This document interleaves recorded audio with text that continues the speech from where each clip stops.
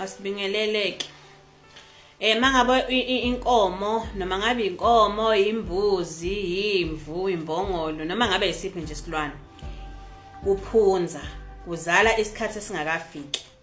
Nakho kungakusiza. Thola ihlala abanye bathi uhlala, mina ngumZulu ngithi mina ihlala.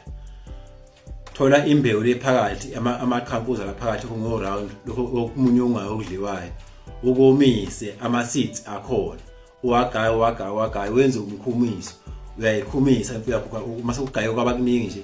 Noma futhi ihlala leli ungagaya lonke nayo lento masilomile. Uyagaya kuba impuphu, ukha isipuni, phuzisa imbongolo yakho, phuzisa ihashi lakho, uphuzisa imbuzi yakho, khamisisa inkomo efaka emlonyeni. Lokho kwenzani? Kwenza ukuthi isisu sihlale kufika isikhathi sokuthi izale ngesikhathi. Ingazali singakafiki isikhathi ukuphunza ke lokho.